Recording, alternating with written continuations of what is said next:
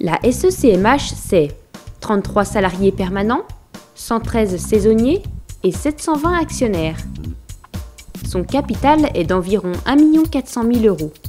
Son chiffre d'affaires annuel est de 9 millions d'euros. Chaque année, 520 000 journées skieurs sont vendues. Un domaine relié 4 secteurs: plateau de Montjoie, aiguille de Roselette, aiguille Croche, Haute-Luce.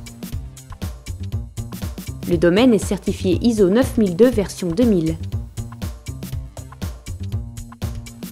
Le domaine est équipé de 4 télécabines, 8 télésièges et de 13 téléskis. Le point culminant des remontées est l'aiguille Croche, à 2445 mètres. Il y a 47 pistes de ski alpin pour 120 km de descente et 25 km de pistes de ski de fond. 118 enneigeurs, 13 engins de damage et 50 moniteurs.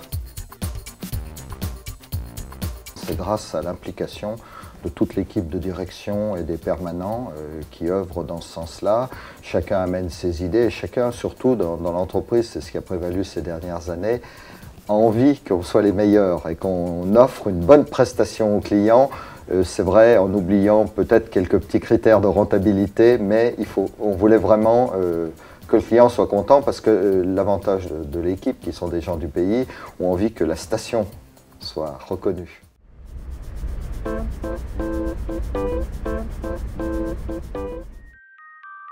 Le 10 août 1946, avec 600 000 anciens francs et 48 actionnaires, Placide Mollard, Max Camor, Daniel Duquinicou et Jean Ronchaille, tous contaminards et moniteurs de ski, créent la société d'équipement touristique et sportif de la station des Contamines Montjoie.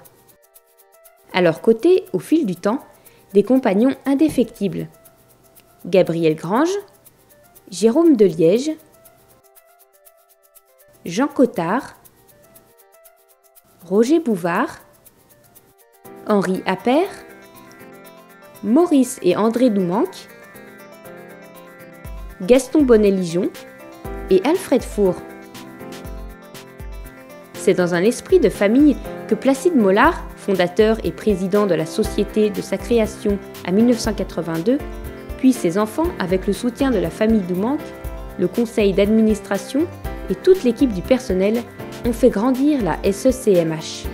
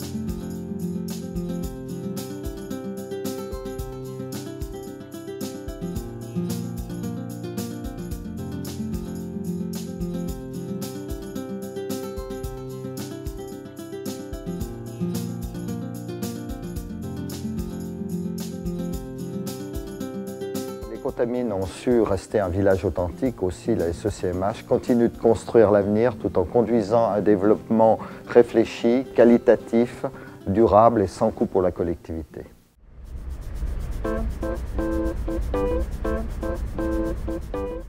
Depuis 10 ans, la SECMH est allée au-delà de ses prévisions d'intervention sur le domaine. En 1997, le télésiège débrayable du col est mis en place. En 2000, la télécabine de la ruelle est construite. 2001 voit l'installation de Gazex, système à gaz de déclenchement d'avalanche à distance, sur le secteur des tierces. Au passage, la SECMH obtient la certification ISO 9002 version 2000. En 2003, les caisses d'accueil de la gorge sont modernisées. Des rampes remplacent les escaliers dans les gares des télécabines. En 2004, le télésiège débrayable de Montjoie et le télésiège de l'Aiguille Croche sont installés. Le système d'information en temps réel des skieurs est totalement opérationnel.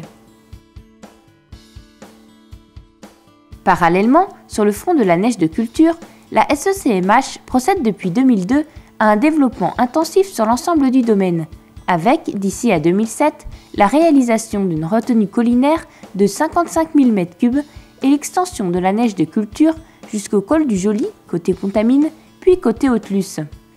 Elle met également en œuvre des moyens importants pour l'entretien des pistes.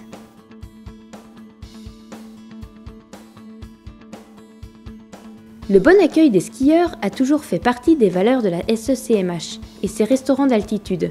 L'étape et la ferme de la Ruelle, très complémentaires, ont bénéficié d'importants travaux d'amélioration. Ils sont maintenant gérés par une société dédiée, la Sogera, permettant une transparence de leur fonctionnement. La SECMH et les remontées mécaniques, on a toujours considéré que la restauration faisait partie intégrante d'un domaine skiable et partie intégrante de la prestation offerte aux clients des remontées mécaniques. Maintenant, c'est devenu une composante importante puisque la restauration est en constante amélioration, aussi bien au niveau de la prestation fournie que de son chiffre d'affaires et de l'information fournie aux skieurs. Donc maintenant, c'est devenu un service à part entière des remontées mécaniques. Pour la SECMH et la station, l'avenir, c'est la liaison avec les domaines skiables voisins pour proposer une offre ski la plus diversifiée et la plus attractive possible, en désenclavant notre domaine. Avec le forfait évasion, actuellement les skieurs peuvent circuler sur tous les domaines skiables des Contamines, Saint-Gervais, mais aussi Megève et jusqu'à la Giette. Et en attendant qu'une liaison physique se passe, que nous espérons bientôt passer par l'Aiguille Croche pour rejoindre le Montjoux. Une des caractéristiques de notre domaine skiable au Contamine, c'est de n'être relié à aucun autre domaine puisqu'on est en fond de vallée. Donc nous avions, par le passé, nous sommes étalés sur la commune d'Haute-Luce, en Savoie, mais on reste quand même on reste quand même un domaine totalement isolé. Et ça, c'est embêtant. Donc on s'est tourné vers une croissance à l'externe pour se désenclaver. Et dans ce but, nous avons acquis des parts de la STBMA, puis ensuite de la SEMJ que nous contrôlons maintenant. Et d'ailleurs, c'est une opération où on a essayé d'apporter les mêmes critères de qualité qu'au Contamine. Et le chiffre d'affaires d'ailleurs s'est accru de 40% depuis la reprise et ces sociétés sont devenues bénéficiaires.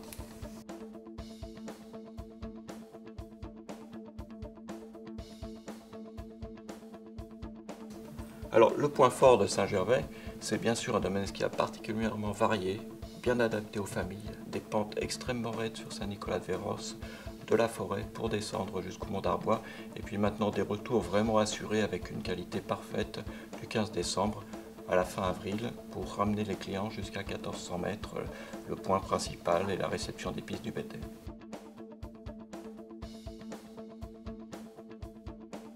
Oui, le contexte dans lequel nous travaillons a beaucoup évolué depuis 65 ans. Tout d'abord, en 1989, nous sommes devenus concessionnaires de services publics. Le renouvellement des concessions qui aura lieu en 2011 et 2018 sera soumis à un appel d'offres européen, c'est-à-dire ouvert et très concurrentiel. D'autre part, le marché des sports d'hiver est devenu ces 10 dernières années un marché mature, à faible croissance et très concurrentiel. L'offre a augmenté plus vite que la demande, c'est-à-dire nous devrons trouver pour les années à venir des nouveaux relais de croissance, tout en poursuivant une politique de modernisation et d'optimisation du domaine skiable, et bien évidemment en conservant notre rentabilité.